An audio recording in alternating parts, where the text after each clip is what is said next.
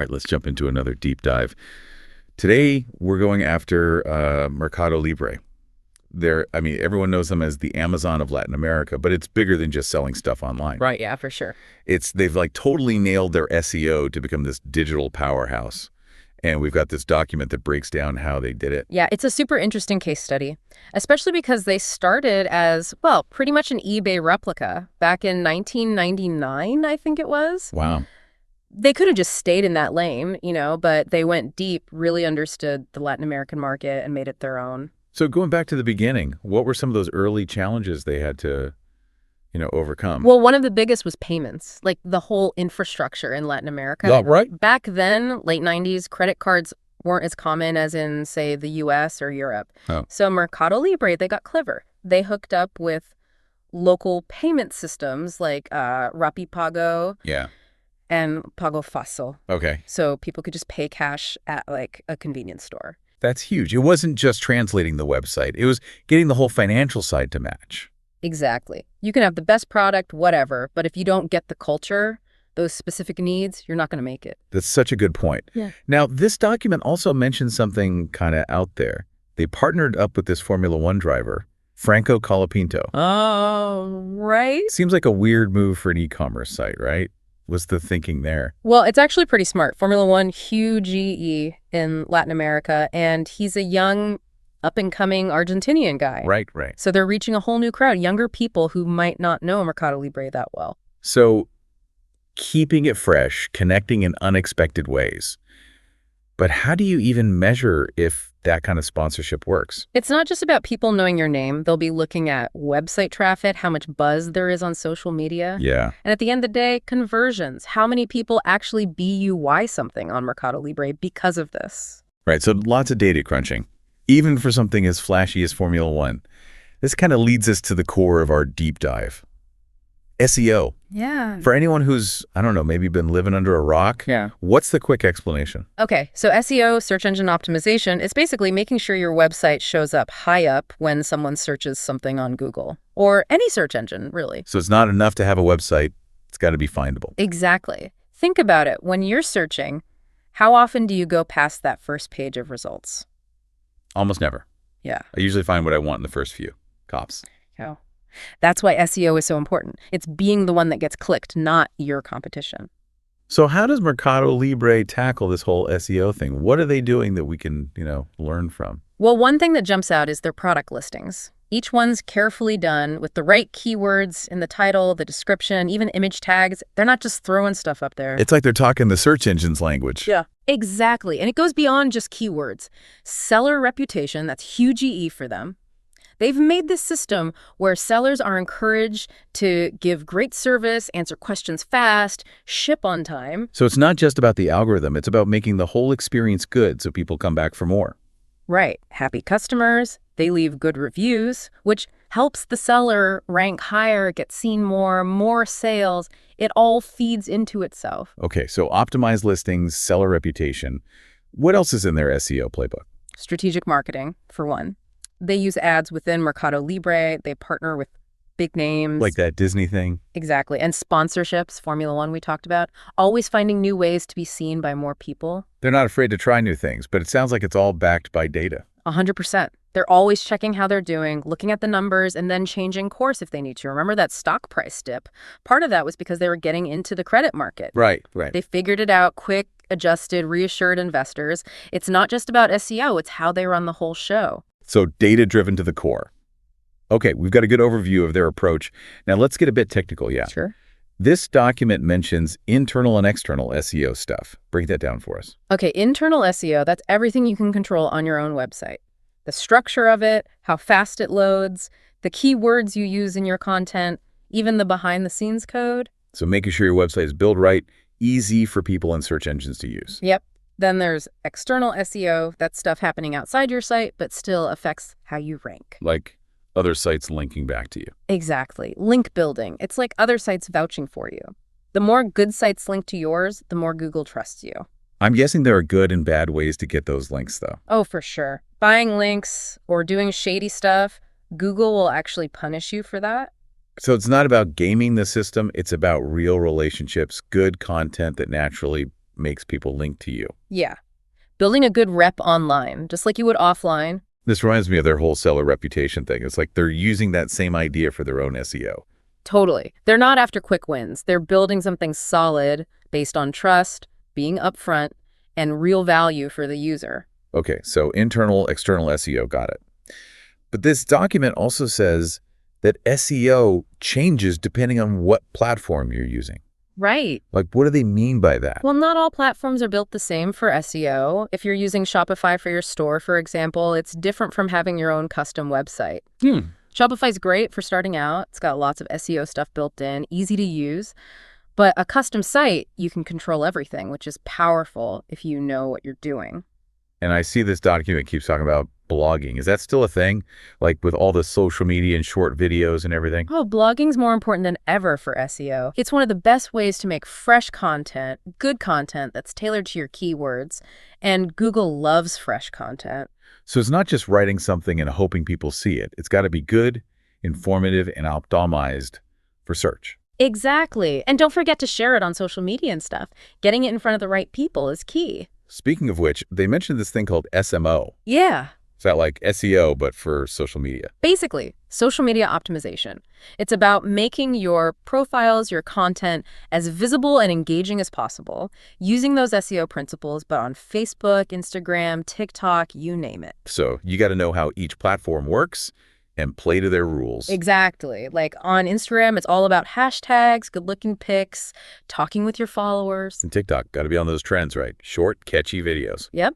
It's about figuring out the vibe of each one and knowing who you're talking to on there, what they like. What are some of the benefits of this SMO thing then? Besides the obvious, like getting your name out there. Well, one biggie is getting people back to your website. That link in your Instagram bio, prime real estate to send folks to your site where they can really learn about you. And the more people on your website, the better for your SEO in general, right? Right. SMO and SEO, they work together. A good social media game can boost your website traffic, which helps your search rankings. It's all connected. Okay, we've covered a lot here. Mercado Libre's SEO moves, the basics of SMO, lots of strategies for being seen online. And remember, this isn't just for the big guys.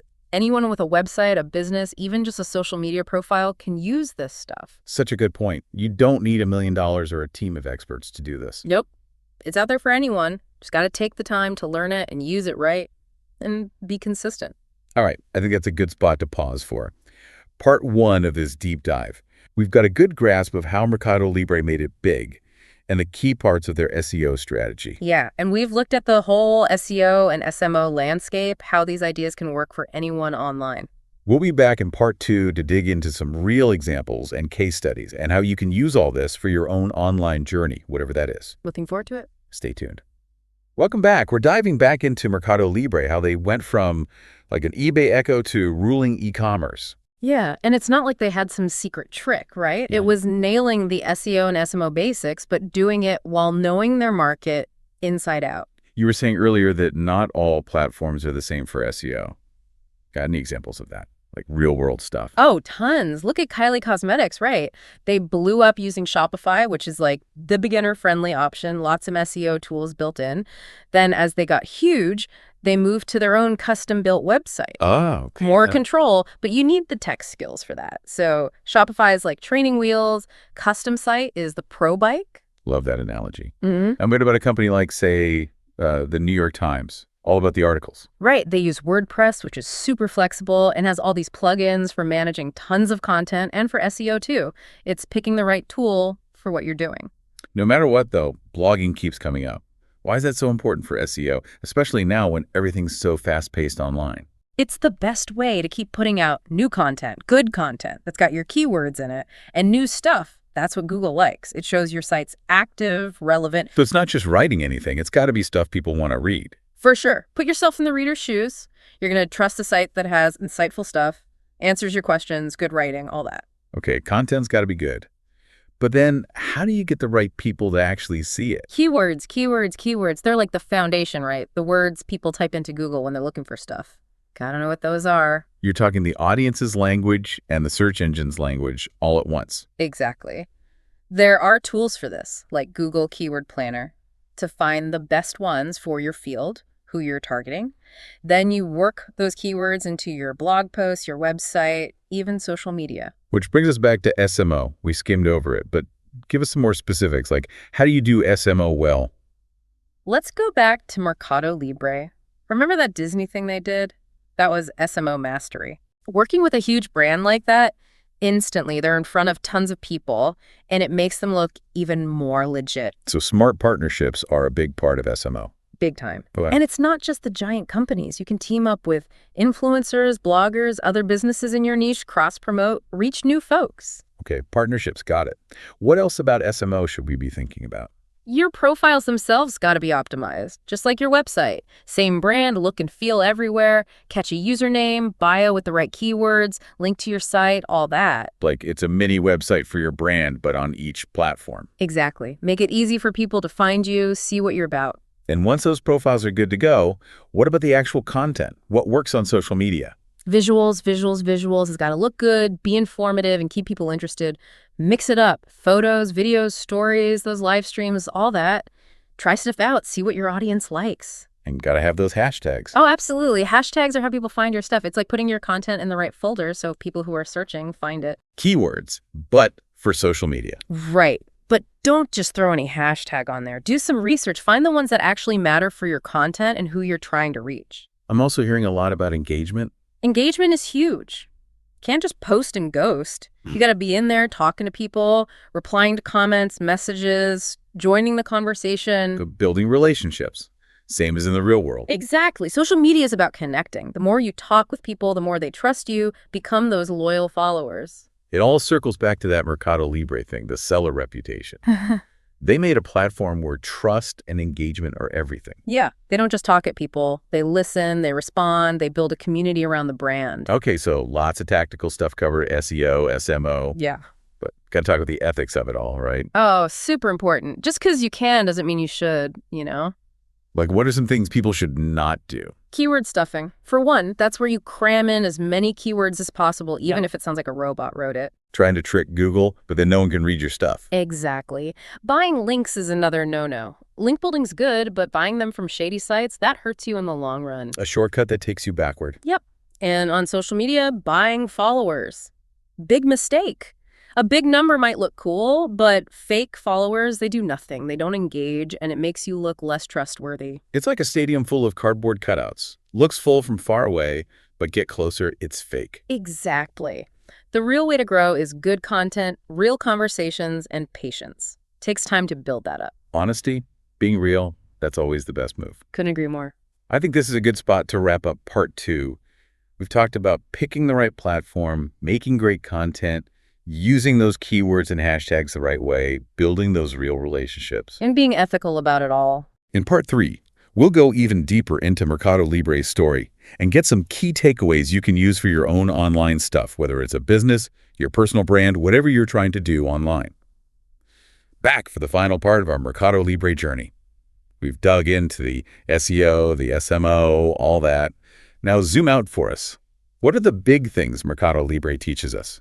You know, their whole story, it shows that winning online, long-term, it's not about tricks or chasing the latest fad. It's the fundamentals, SEO and SMO we talked about, but also knowing your audience like it's your family. Right, like they didn't just take eBay and translate it, they really localized it. Yeah. Like those payment systems we talked about, most people outside Latin America wouldn't even think of that. Exactly. And that focus early on, meeting those specific needs, that set them up for crazy growth. They didn't run from challenges like shipping stuff in those countries or how people paid. They turned that into how they were different, how they built trust. And their partnerships too, right? Not just Disney for SMO, but like hooking up with big logistics companies to solve those delivery problems. Yeah. Oh, huge. By working with the pros in deliveries, they could grow faster, make things more reliable for their customers, smoother experience. So not just online, they knew the real world stuff mattered too. For sure. If you're building any online business, that's a lesson. You can't just be digital. Gotta think how your thing works in the real world, those practical parts. Which takes us back to data, right? Mercado Libre, they seem obsessed with data. Oh yeah, they're always checking the numbers, seeing how people are using their site, and then using that to make decisions. Everything from what products to make to marketing campaigns, like that stock dip we mentioned, how they reacted fast. That's because they're all about data. So even if you're not some giant company, You got to be tracking stuff, using that to make smarter choices. 100%. Data's power, especially online, lets you know your audience, see your progress, make changes so you're on the right path. Okay, so knowing your market, smart partnerships, data-driven. What else from the Mercado Libre playbook should we be taking notes on? Adaptation. They're always changing with the times, using new tech. Like they were early on the mobile shopping thing, then got into fintech with Mercado Pago. They're not scared to evolve, try things out. So it's not enough to just know the basics. Got to keep learning, unlearning, relearning as the whole online world changes. Exactly. Things move fast. What worked yesterday might not work today, and what works today might be gone tomorrow. So how do you stay ahead of all that? Be a student forever. Read what the experts are saying, go to those conferences, test out new tools and websites. Never stop exploring and learning. That's great advice. It's easy to just stick with what you know, but the online world rewards those who are curious and can change with it. Oh, for sure. And this all leads to another thing, persistence. Building something online, it takes time, effort, and you gotta be patient. Don't quit if you don't see results right away. Keep tweaking your approach, try new things, and learn from what doesn't work. So true. Everyone talks about those overnight success stories, but you never see the years of work behind it. Right. Success isn't a straight line. There'll be bumps in the road. It's pushing through those that makes the difference long term. Just like Mercado Libre. They had their struggles, but they never gave up on what they were building. And now, look at them. And they're not stopping. They're still coming up with new stuff, pushing what's possible in e-commerce. Super inspiring for anyone who wants to do big things online. I think we've officially squeezed all the juice out of this Mercado Libre deep dive. SEO, SMO, all the tactics, but also those big lessons. Adapt, be persistent, put the customer first. And we've seen that this stuff, it's not just for the pros. Anyone online can use it, whether you're running a business, building your brand, or just want to level up your online game. So, last thought for everyone. Don't be afraid to think big, try bold things, and never stop learning. Online, anything's possible, and with the right moves and the right mindset, you can achieve amazing things. Until next time, keep on diving deep.